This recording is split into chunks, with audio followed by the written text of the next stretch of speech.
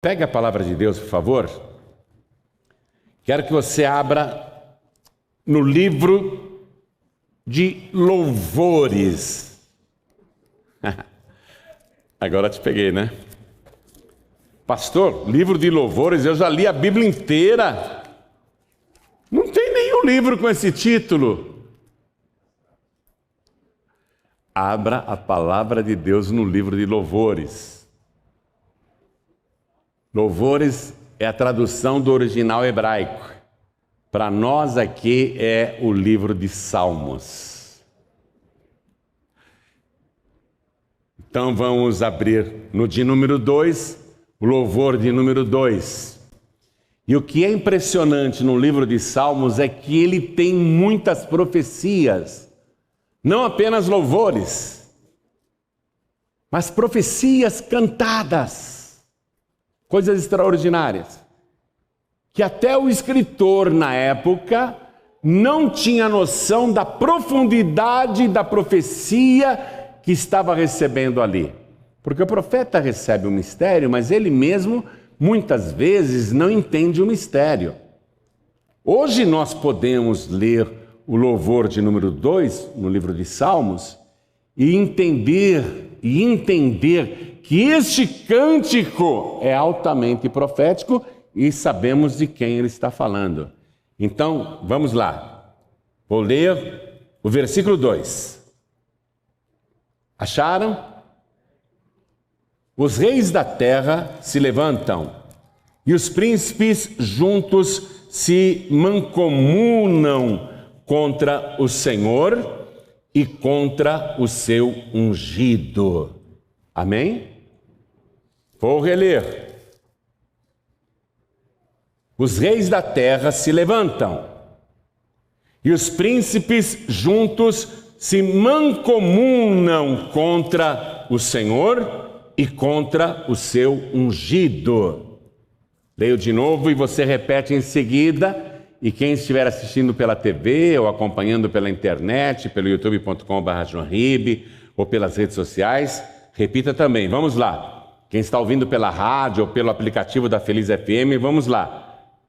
Os reis da terra, bem alto, os reis da terra se levantam e os príncipes juntos se mancomunam contra o Senhor e contra o seu ungido.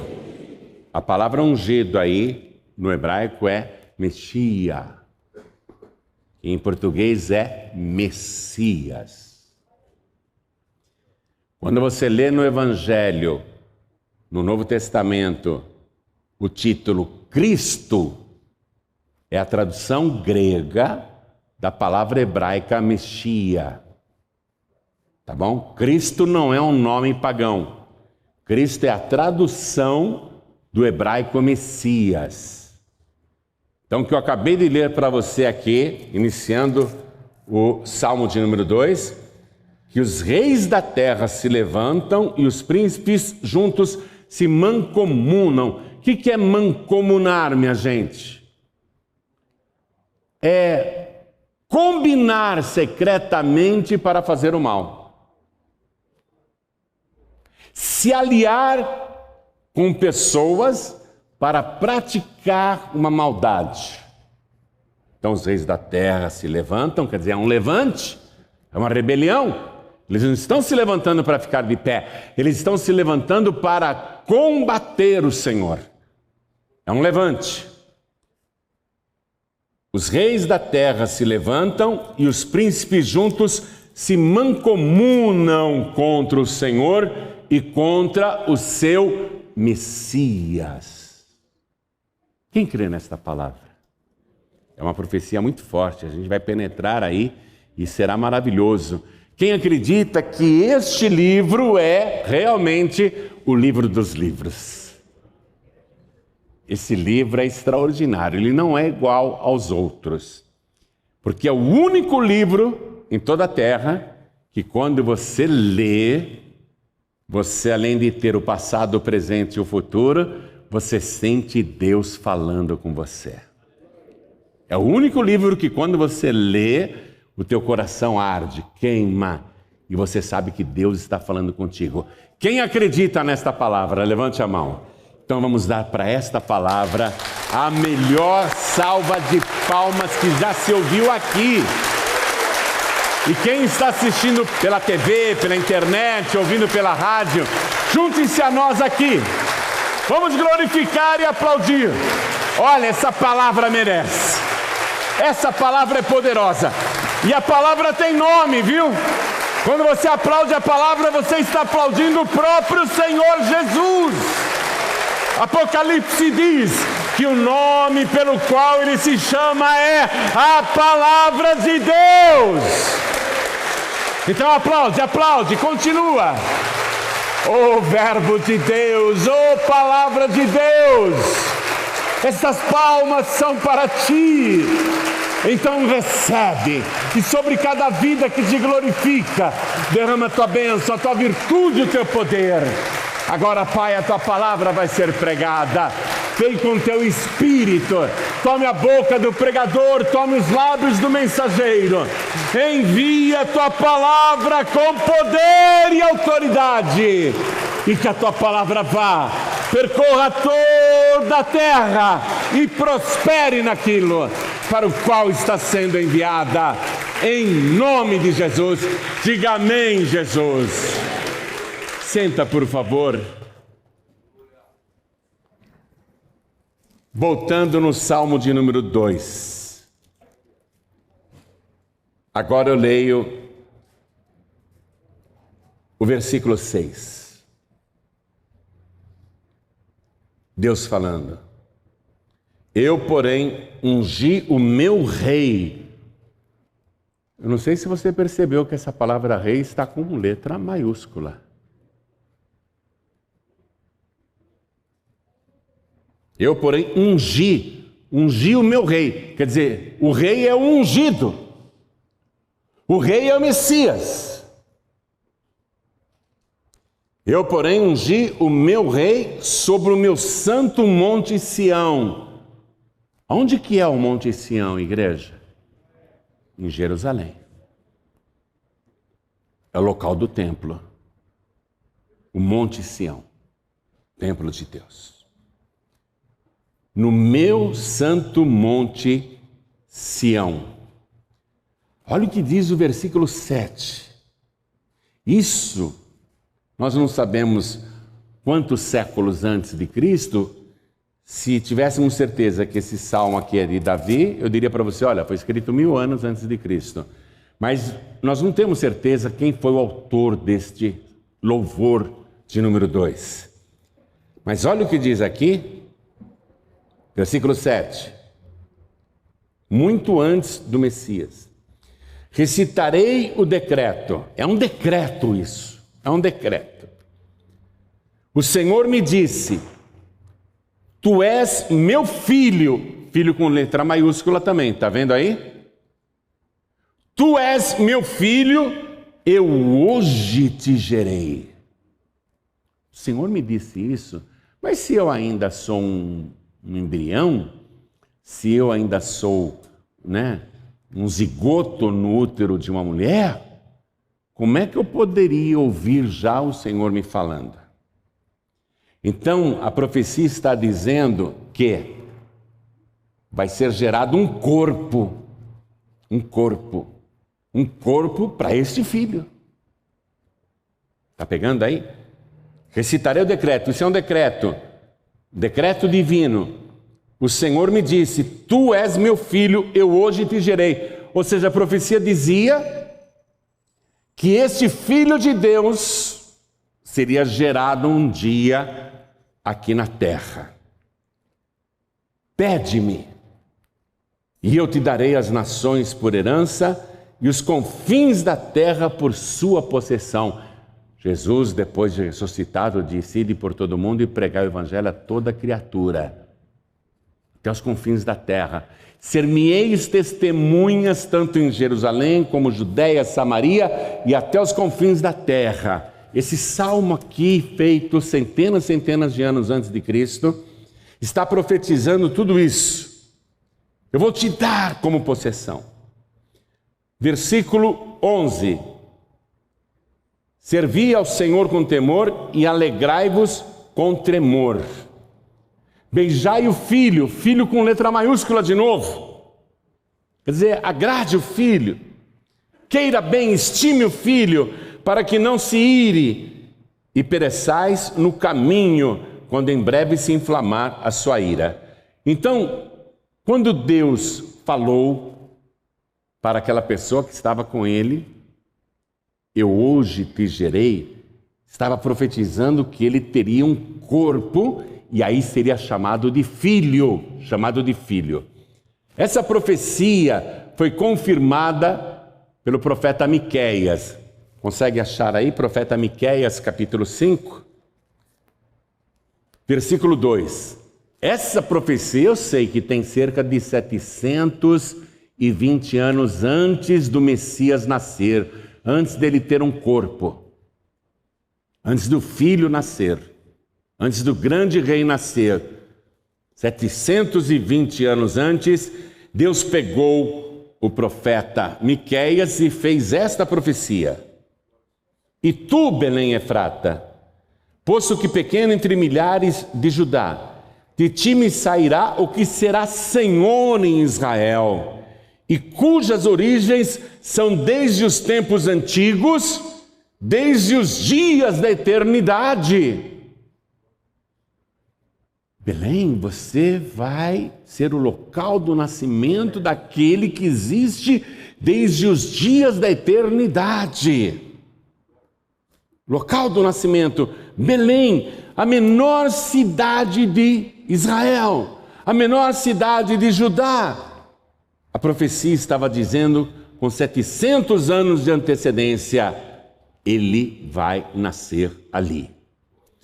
E aí, passaram-se 7 séculos e essa profecia, tanto do Salmo de número 2, como a de Miqueias, capítulo 5, versículo 2, se cumpriu.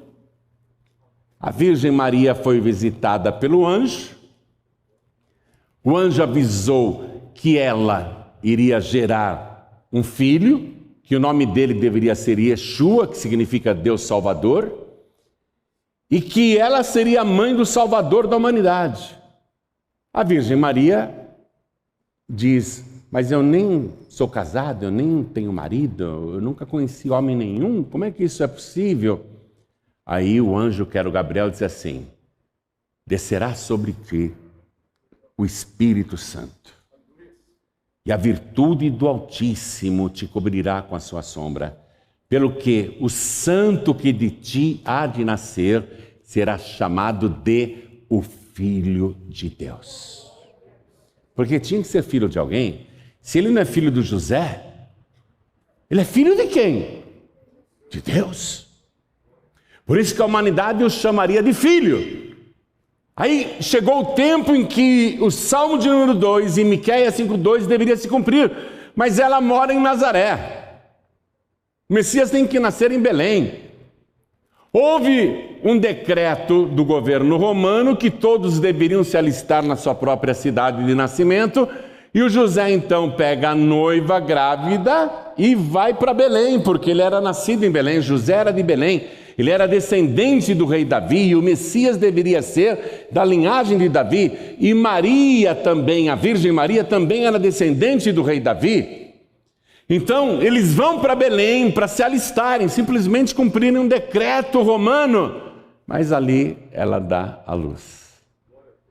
E se cumpre a profecia de Miqueias, capítulo 5, versículo 2.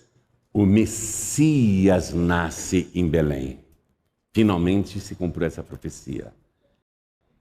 E aí, 3 homens importantes, sábios, considerados reis também, estão em outra parte do mundo e eles veem a estrela sobre o Oriente e eles recebem a revelação que aquela estrela está anunciando o nascimento do grande rei.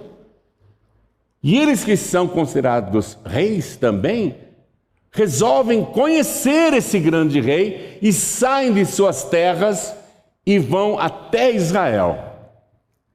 Chegando em Jerusalém, eles procuram um rei, que na época era o grande rei Herodes. E eles perguntam: onde é que está aquele que é nascido, o rei dos judeus? Porque nós vimos a sua estrela e viemos aqui para adorá-lo.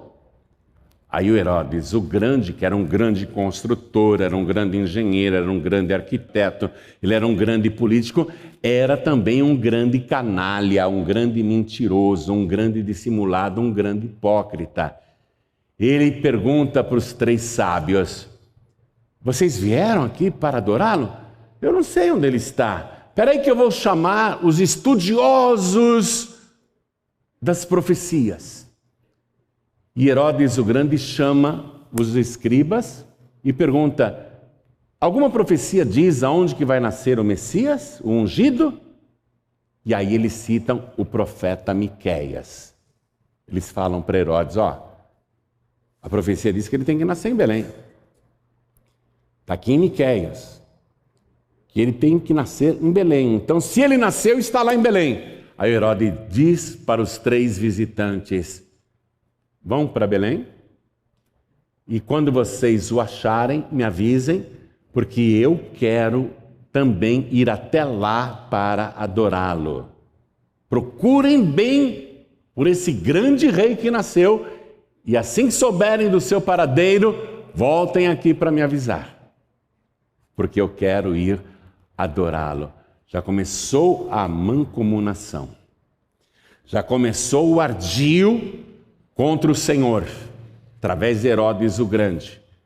E os 3 sábios, considerados reis, vão para Belém, encontram Jesus. Você conhece a história, ele é um bebezinho, está na manjedoura, e eles adoram Jesus, mas são avisados em sonhos, para que não retornem para Jerusalém, mas que voltem para suas terras por outro caminho, porque Herodes quer matar o menino. E aqueles 3 visitantes não voltam para Jerusalém, retornam para suas terras sem avisar o Herodes. Quando Herodes ficou sabendo que havia sido enganado, ele ficou furioso. Ele decidiu que queria matar o Messias. Então agora nós vamos começar um passeio maravilhoso na palavra. Quero que você vá comigo no Evangelho de Mateus, capítulo 2. Quando o José e a Maria e o menino Jesus estão em Belém, os 3 visitantes voltaram para suas terras. O Herodes está furioso, ele quer achar o Messias para matá-lo. E quando os 3 visitantes vão embora, olha o que diz o versículo 13. Estou em Mateus capítulo 2, versículo 13. E tendo-se eles, os 3 visitantes, se retirado, eis que o anjo do Senhor apareceu a José em sonhos, dizendo: levanta-te e toma o menino e sua mãe e foge para o Egito, e demora-te lá até que eu te diga, porque Herodes há de procurar o menino para o matar. Veja, José é avisado em sonhos também, para se esconder, pegar a mãe do menino, pegar o menininho, sair de Belém e viajar para o Egito, para outro país, ficar lá, escondido, porque Herodes quer matar o menino. O José se levanta de madrugada, pega a Maria e diz: vão embora, pega o nosso filho aí, vão embora. E foram a pé para o Egito, fazendo uma viagem aproximadamente a mesma distância de São Paulo até o Rio de Janeiro. Já imaginou você, agora, nesse momento, Deus falar para você: vai embora daqui, vai para a Vila da Penha, no Rio de Janeiro, mas a pé, debaixo desse sol? A pé, pode ir, você iria. Agora imagine que uma mulher e um bebezinho pequeno, cerca de 500 quilômetros de distância. Olha o que o anjo, em sonhos, mandou José fazer. Agora, pensa um pouquinho comigo. Pensa um pouquinho. Se Deus tem todo o poder no céu e na terra para cumprir essas profecias maravilhosas, controlar todos os fatos, saber o futuro, avisar as pessoas, se Deus tem todo esse poder, Deus também tem poder, se quiser, para matar qualquer pessoa, sim ou não? Deus tem poder para matar qualquer pessoa. Ele é o dono de todas as almas. Por que Deus aqui fala para o anjo, avisa para ele fugir, o José, a Maria e o ungido, para irem para o Egito, porque Herodes está querendo matar o menino. Por que Deus não falou, é Herodes o grande, vou te mostrar que você não é grande coisa nenhuma. Você quer matar o meu filho? Eu é que vou te matar. Se eu fosse Deus, eu faria isso. Aliás, eu ia pessoalmente lá, Herodes, você é um bobão. Eu vou acabar com a tua raça agora. Né? Você pensou em matar meu filho, mas é você quem vai morrer. Eu faria isso. Deus não. E Deus ainda diz para o anjo avisar, fala para o José se demorar ali no Egito, até que a gente avise para ele voltar. Ou seja, Deus não vai mover uma palha para acabar com Herodes. Por quê, pastor João Ribe? Porque Deus é longânimo. Você sabe o que é longânimo? É aquele que tem paciência. Deus é muito paciente. Por isso que você vê tanta gente ruim aprontando no mundo e você fica revoltado, revoltada quando olha o noticiário e diz, por que Deus não acaba com esses miseráveis, esses bandidos, esses assassinos? Por que Deus não acaba com essa gente ruim? Porque Deus é longânimo.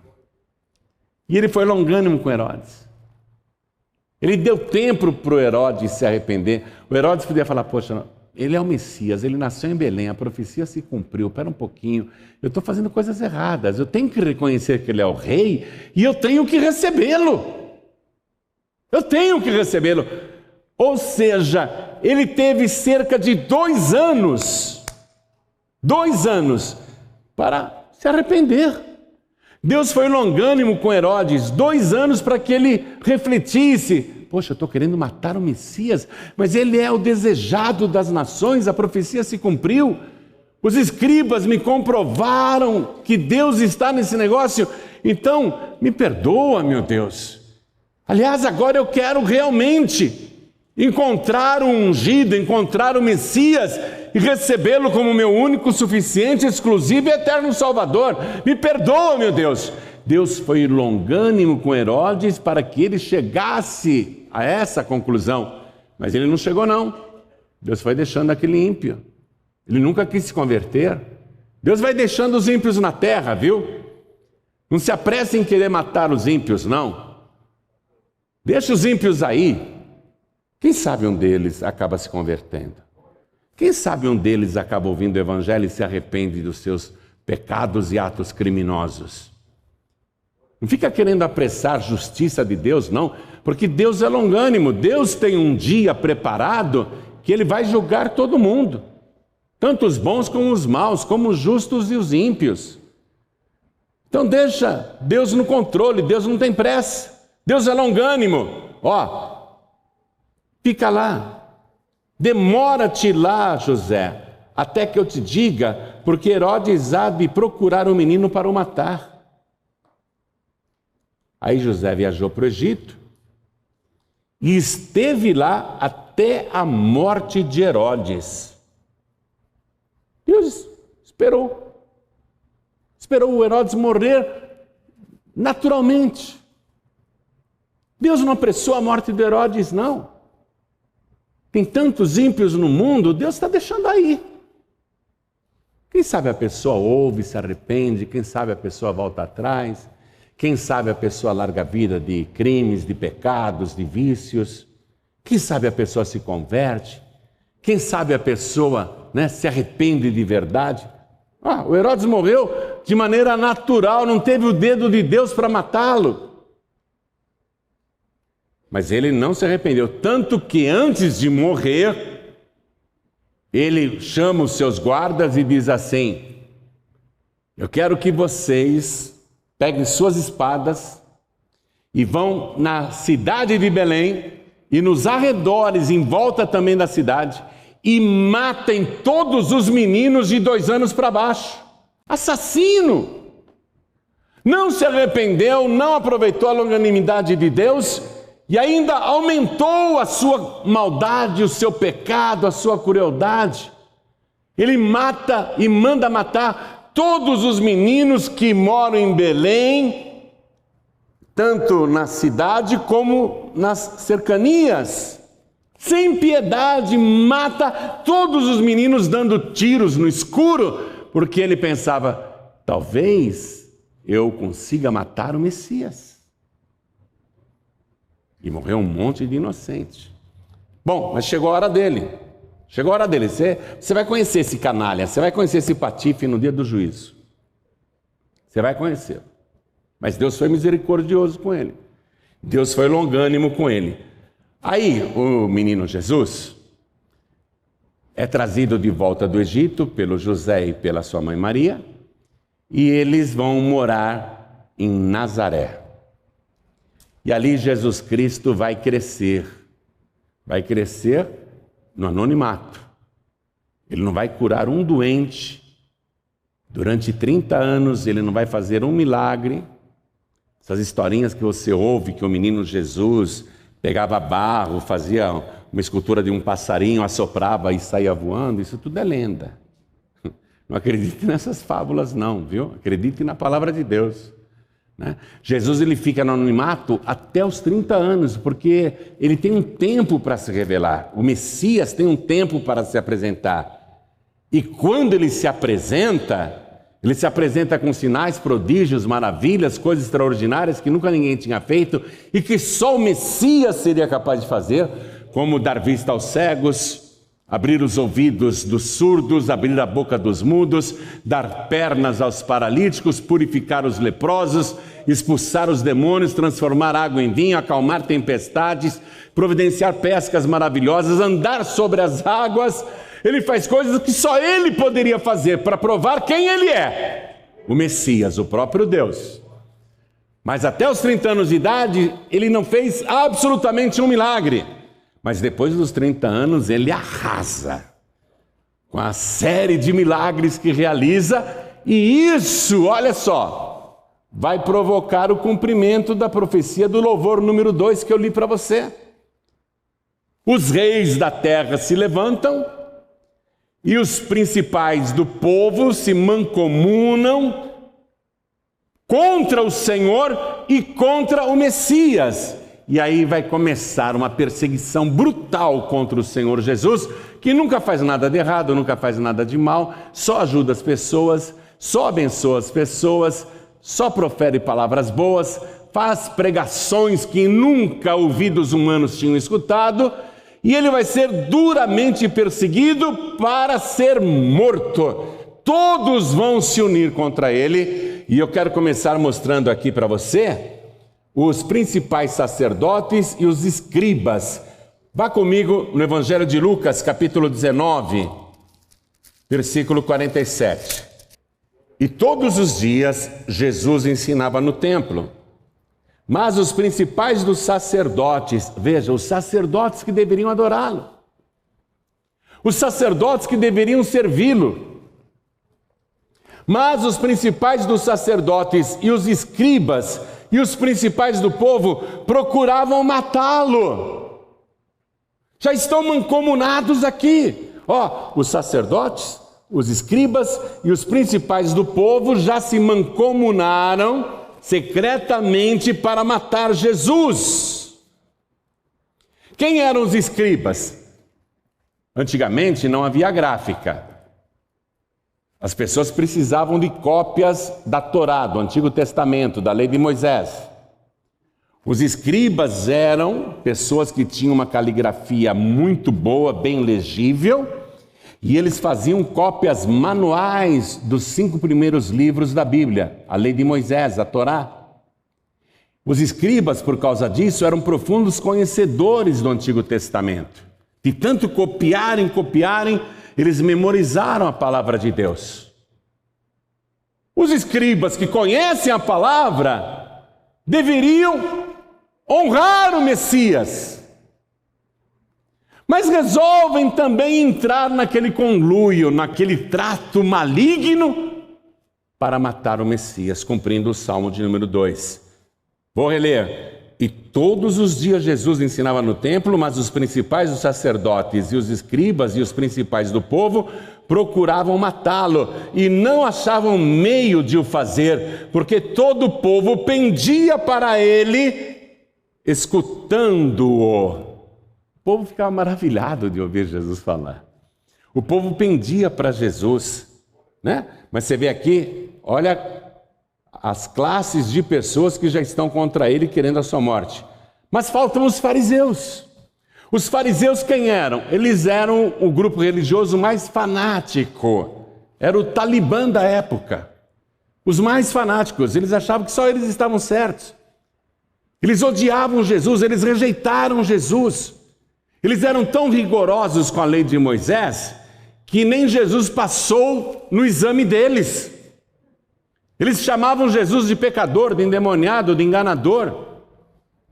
Os fariseus que se proclamavam zelosos da Torá, eles vão entrar também nessa mancomunação contra o Messias. Evangelho de Mateus, capítulo 12, versículo 14. Quero que você acompanhe, por favor. Porque a palavra de Deus, ela é muito séria. A palavra de Deus nunca falha, ela sempre se cumpre. Mateus 12, 14 diz assim: E os fariseus, tendo saído, formaram um conselho contra ele para o matarem. Vou reler. E os fariseus, tendo saído, formaram um conselho, conluio, mancomunaram contra ele para o matarem. Olha a oposição a Jesus, o Messias, aumentando. Mas eles não conseguiam pegar Jesus. E tinha um grupo político, um partido político dos herodianos. Os fariseus não gostavam dos herodianos porque os consideravam mundanos, imundos, etc. Mas vão se mancomunar com os herodianos contra o Senhor e contra o Messias. E eles combinam lá com os herodianos. Vocês que são da política, vocês que são relacionados aí com o governo romano, peguem uma moedinha e cheguem em Jesus, mas cheguem elogiando, falando bem, para iludi-lo, para enganá-lo. E aí pergunta para ele se nós devemos pagar o imposto para César ou não. Aí os herodianos foram.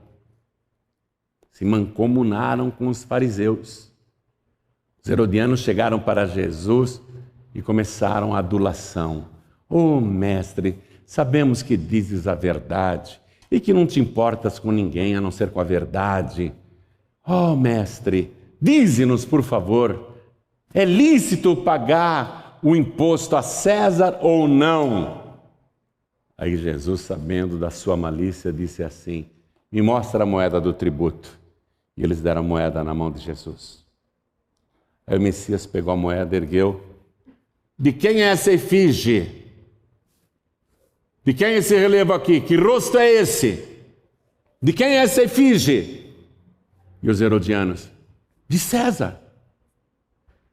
O nome de quem está escrito aqui nessa moeda? De César. Então, dai a César o que é de César e dai a Deus o que é de Deus. Mas estavam mancomunados. Percebe isso? Se mancomunaram contra o Messias. Então já aumentou a oposição, os herodianos entraram nisso. Agora veja só. Vamos confirmar aqui na palavra de Deus o Evangelho de Marcos, capítulo 3, versículo 6. E tendo saído os fariseus, tomaram logo conselho com os herodianos contra ele, procurando ver como o matariam. Estou confirmando para você na palavra. O louvor de número 2, o salmo de número 2, versículo 2, está se cumprindo fielmente. Aí, existia em Israel um concílio que era a mais alta corte jurídica do país, o Supremo Tribunal Federal de Israel, chamado Sinédrio. 70 juízes dos mais sóbrios, importantes e estudados, homens cultos e geralmente ricos. E a maior parte dos membros do conselho, do Sinédrio, a maior parte era de saduceus. Quem eram os saduceus?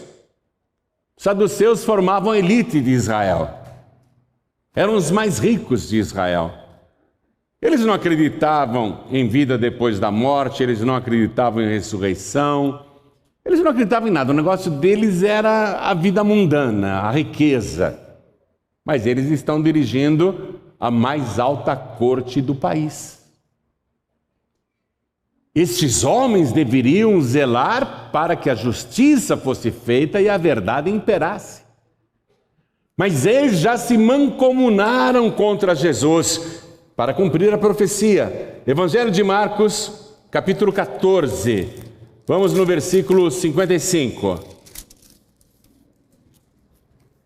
E os principais dos sacerdotes e todo o concílio, todo o sinédrio, todo o Supremo, buscavam algum testemunho contra Jesus para o matar, e não o achavam. Veja quantos que já estão contra Jesus que eu fui expondo para você aqui. Agora falta todo o povo. O povo tem que ficar contra ele também, contra o Messias. Evangelho de João, capítulo 19, versículo 7. Responderam-lhe os judeus, responderam-lhe o povo: nós temos uma lei, e segundo a nossa lei, ele, Jesus, ele, Yeshua, ele deve morrer porque se fez filho de Deus. Atenção, ele deve morrer, o povo está dizendo, porque ele se fez filho de Deus, mas ele é o cumprimento do Salmo de número 2. Todo o povo diz ele deve morrer, porque ele se fez filho de Deus. E é claro que além de todo o povo, o inferno também estava contra Jesus. Todo o inferno queria matar Jesus. Então o que nós estamos vendo? Que os reis e os poderosos da terra, começando por Herodes o Grande, juntamente com as autoridades sacerdotais e com as autoridades teológicas, escribas, fariseus e saduceus, todos eles estão se mancomunando contra o Messias. Todos eles estão tramando a morte do Messias, estão contra o Senhor e contra o Messias. Todo o inferno, lógico, também queria a morte do Messias, também está contra ele. Mas agora eu vou falar uma coisa, que não somente queria a morte de Jesus, ali o grupo dos fariseus, saduceus, escribas, sacerdotes, principais do templo, sinédrio, concílio, não somente esses queriam a morte de Jesus, o inferno, mas eu vou falar uma coisa que vai te chocar. Deus também queria a morte de Jesus. Não tem como ele escapar. Deus também queria a morte do seu filho. Vou provar para você. No livro do profeta Isaías, capítulo 53,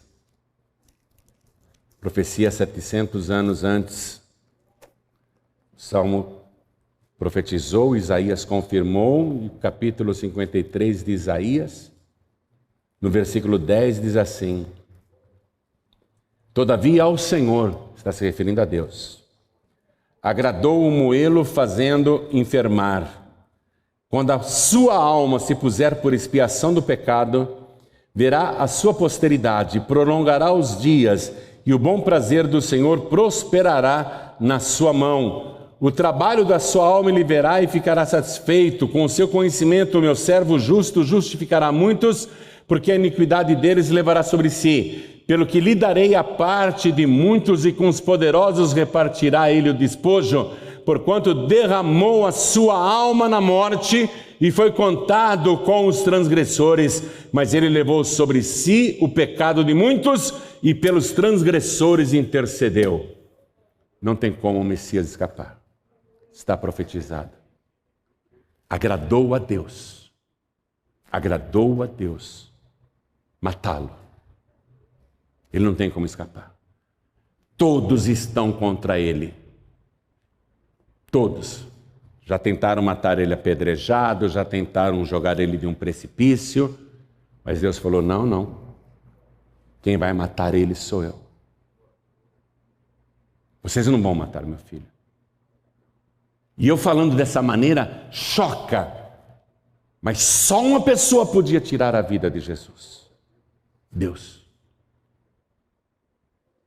Jesus diz assim no Evangelho de João, capítulo 10, versículo 17, ele fala assim: ninguém tira a minha vida, eu espontaneamente a dou. Nem os fariseus, nem os saduceus, nem os escribas, nem os sacerdotes, nem o sinédrio, nem os romanos, nem o inferno, ninguém pode tirar a vida do Messias, porque ele é Deus. Só ele pode dar a sua vida. E Jesus está aqui como filho agora. Ele tem um corpo como filho. Quem é o pai de Jesus? Deus. Então é o pai que vai tirar a vida dele. É chocante, mas está lá no Evangelho de João que Deus fez isso. No capítulo 3. E que Deus fez isso por amor a nós. Está escrito no versículo 16. Porque Deus amou o mundo de uma tal maneira que deu o seu Filho unigênito, para que todo aquele que nele crê não pereça, mas tenha a vida eterna. Só Deus pode tirar a vida dele, e Deus vai tirar. Deus vai matá-lo. Atenção, Deus vai matar o próprio Filho, por amor a mim e a você. Justo nós que rejeitamos o Messias, que falamos mal dele, que zombamos do seu caminho, justo nós que somos ímpios e pecadores, Deus vai matar o próprio Filho por nossa causa e amor de cada um de nós? Não compreendemos. Não compreendemos. Mas Deus decidiu que Ele é o Cordeiro que tira o pecado do mundo, que Ele tem que pôr a sua vida por expiação do pecado, que Ele tem que derramar a sua alma na morte para levar os pecados dos transgressores. Deus já decidiu que é assim, que Ele tem que matar o Filho dele, porque se Ele não matar o Filho na cruz, no madeiro, então não haverá esperança para nós que somos ímpios. Não haverá esperança para a raça humana. Então Deus tem que continuar em frente. Tentaram matar o meu filho, mas eu não deixei, porque quem vai matar o meu filho sou eu. O corpo que eu gerei para ele pelo meu espírito, esse corpo eu é que vou matar. É o meu corpo, eu é que vou matar. E Deus vai em frente. Mas não pense que foi fácil para Deus. Eu tenho 3 filhos de sangue.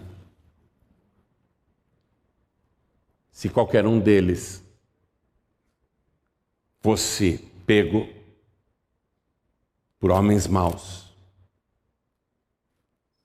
se o meu filho fosse amarrado e torturado na minha frente, e eu vendo homens maus cuspindo no rosto dele, batendo na sua face, arrancando seus cabelos, puxando a sua barba, se eu visse homens maus torturando o meu filho, ainda que eu estivesse com uma metralhadora apontada para a cabeça, eles teriam que puxar o gatilho, porque eu não ia deixar malfeitores torturarem o meu filho na minha frente. Eles teriam que puxar o gatilho e me matar, porque eu iria avançar sobre eles. Eu ia dizer: no meu filho não, ninguém mexe. Mesmo que eu estivesse com uma arma na cabeça, e se eu não quisesse morrer, eu ia dizer: bom, agora, se eu atacar, eles me matam. Uma arma na minha cabeça poderia me inibir, mas eu não aceitaria. Deus não tinha nenhuma arma na cabeça. Não tinha ninguém acima de Deus. E o pai viu o seu filho ser preso, levado lá para o sinédrio, para aqueles 70 juízes, ser cuspido no rosto, espancado e condenado à morte, zombado, escarnecido. E o pai assistiu aquela sessão de tortura em pleno tribunal, em pleno Supremo. O pai assistiu. Nada o impedia. Ele poderia ter interferido, mas Deus não fez nada. Levaram o Filho de Deus, e Deus observando tudo. Levaram para Pilatos. Pilatos o açoitou violentamente, retalhando o seu corpo da cabeça aos pés. E o pai ficou assistindo todas as barbaridades que fizeram com seu filho. O pai não fez nada para impedir. Enfiaram uma coroa de espinhos na sua cabeça, escarraram no seu rosto. O pai ficou assistindo. Aí levaram seu filho até o Monte Calvário. Deitaram o Senhor, o Messias, o ungido, o grande rei, sobre uma cruz. E carrascos romanos pegaram pregos de 30 centímetros, enferrujados, e com uma marreta enfiaram aquela peça maligna, aquele prego, cravaram em suas mãos. E o pai ficou olhando. Depois juntaram os seus pés e fizeram a mesma coisa com outro prego. E o pai ficou olhando. E levantaram a cruz, e ele ficou suspenso entre o céu e a terra, das 9 horas da manhã até as 3 da tarde, todo torto, retorcido, retalhado, machucado. E o pai nada. Só ficou olhando. Quando chegou 3 horas da tarde, o céu estava escuro. Aliás, foi a única providência que Deus tomou naquele dia, naquela sexta-feira. Deus amenizou o calor da Palestina, porque ela é terrível ficar debaixo do sol. E como a sua pele devia queimar debaixo daquele sol forte, a pele toda cortada, retalhada, devia queimar muito. A única coisa que Deus fez naquela sexta-feira foi esconder o sol, esconder a lua e deixar tudo escuro, para aliviar um pouco as queimaduras. Perto das 3 horas da tarde, o Senhor Jesus, depois de já ter salvo o ladrão do lado direito, Jesus olha para o céu com o rosto todo desfigurado. Seu rosto está deformado. Ele mal consegue falar porque a língua gruda no céu da boca. Ele diz: Pai, está consumado. Nas tuas mãos eu entrego o meu espírito. E ele tombou a cabeça. Aconteceu um terremoto naquela hora. E o grande rei foi morto. Morto por mim e morto por você. Eu não era nascido ainda, nem você era nascido ainda, mas ele estava morrendo por causa dos nossos pecados. Ele padeceu tudo aquilo por causa das nossas enfermidades. Levou no seu próprio corpo, retalhado, machucado, ferido, todas as nossas dores e enfermidades. foi atormentado e o castigo que nos traz a paz estava sobre ele. Quando ele disse está consumado, isso quer dizer que a obra perfeita do Messias foi realizada com êxito. E se você quer ter uma prova de que foi um sucesso a obra do Messias e não um fracasso, como dizem, tem pregadores que dizem que Jesus fracassou. Como que ele fracassou? Olha para mim, olha para você. Nós somos a prova viva de que a missão de Jesus foi um sucesso. Ele morreu por nós para nos salvar e hoje nós temos certeza da nossa salvação. Seria impossível aquele que não podia ser morto continuar morto. Seria impossível. Aquele que só Deus podia matar. Seria impossível que ele continuasse morto. Porque ele não tinha um pecado para ser retido no inferno. Os pecadores, quando morrem, vão para o inferno porque têm pecados. Mas o inferno não teria como reter Jesus, que morreu no lugar dos pecadores. Lá no inferno, Jesus, ele começa a tirar dele e deixar no inferno os pecados nossos que estavam sobre ele. Jesus vai tirando todos os pecados alheios, todos os pecados de terceiros, ele vai tirando. Esse não é meu, não é meu, não é meu, não é meu, não é meu, não é meu, não é meu, não é meu, esse não é meu, não é meu, não é meu. Aí o diabo olha, e seu? Eu não tenho nenhum pecado. Por isso o inferno não podia retê-la. No terceiro dia, aquele que estava morto ressuscitou e está vivo pelos séculos dos séculos. E retornou das profundezas com as chaves da morte e do inferno. Hoje ele tem a chave para fechar o inferno e dizer: se você for meu, eu tranquei o inferno, você não vai entrar lá. Se você for minha, eu tenho a chave do inferno. Eu tranco o inferno para que você não entre lá. Se você for meu, se você for minha, eu tenho a chave da morte. Eu tenho poder para abrir a tua sepultura e te levantar, mesmo que a tua carne esteja apodrecida. E quando eu voltar, se você já estiver consumido pelos vermes, eu vou ressuscitar o teu corpo. Não desse jeito que você está hoje, mas eu vou te ressuscitar com um corpo glorioso, semelhante ao meu. Você vai ser finalmente igual a mim. Fique de pé, por favor. O louvor de número 2. Versículo 2. Profetizou que os reis da terra e os principais do povo se mancomunaram contra o Senhor e contra o seu ungido. Estava tudo profetizado, todos ficaram contra ele, mas ninguém conseguiu matá-lo. Impossível matar a vida. Eu sou o caminho, a verdade e a vida. Eu vim para que todos tenham vida e a tenham com abundância. Impossível. Jesus é a vida.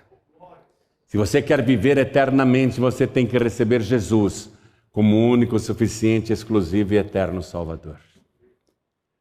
O cumprimento das profecias te dá a certeza de que tudo o que ele fala se cumpre. E ele disse, ao subir aos céus, eu vou preparar-vos lugar e voltarei outra vez e vos levarei para mim mesmo, para que onde eu estiver, estejais também.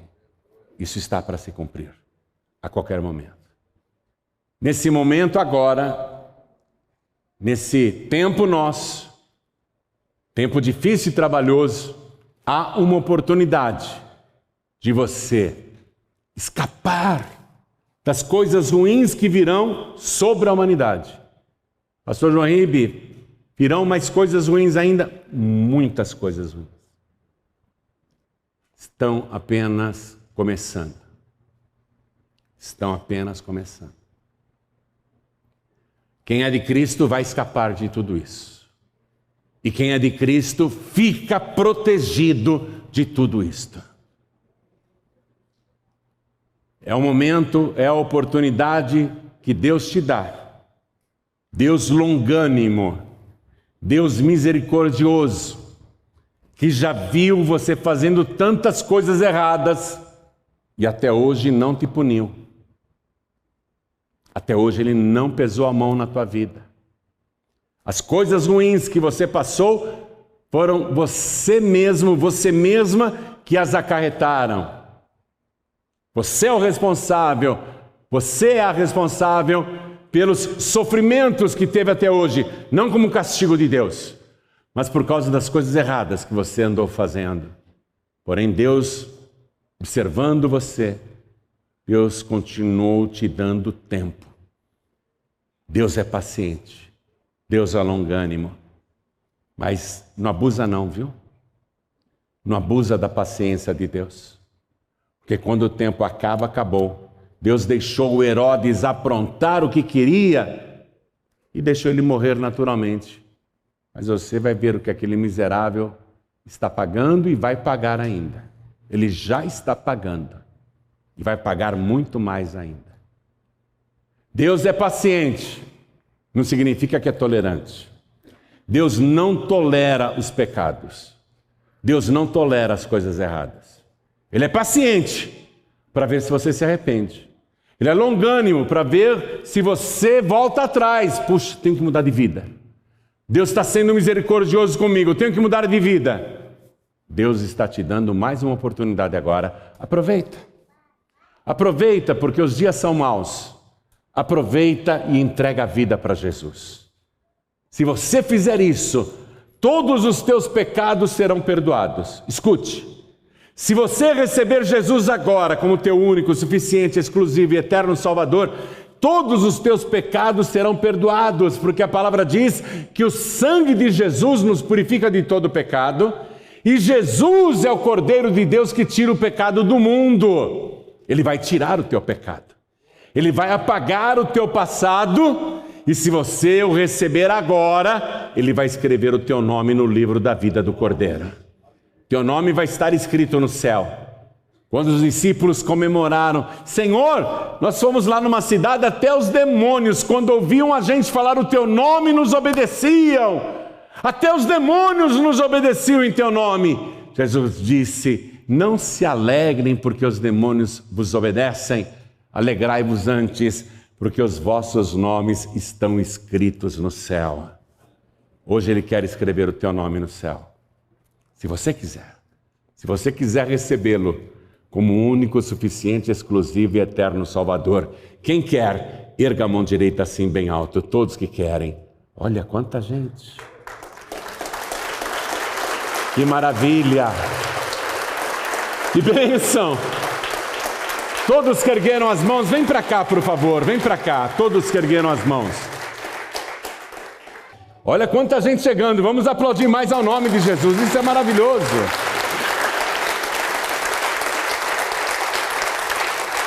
Filho pródigo, filha pródiga. Olha, filho pródigo e filha pródiga.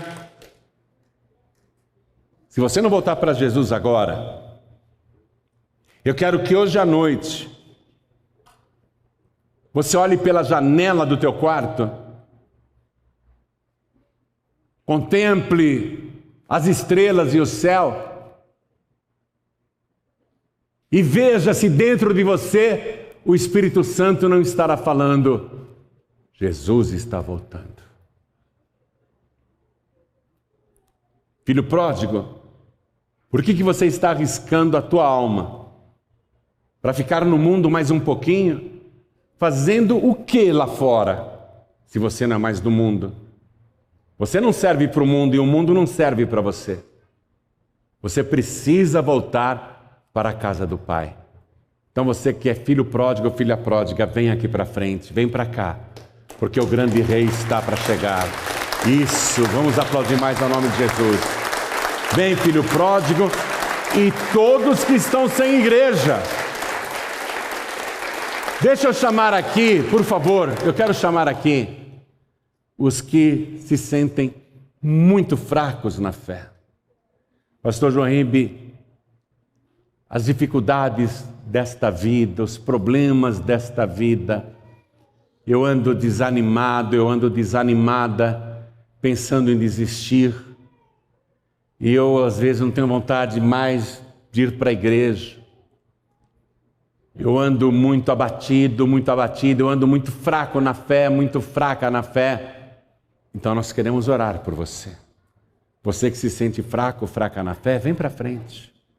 Vem para frente, já estamos podendo chegar mais perto. Glória a Deus, vamos aplaudir ao nome do Senhor.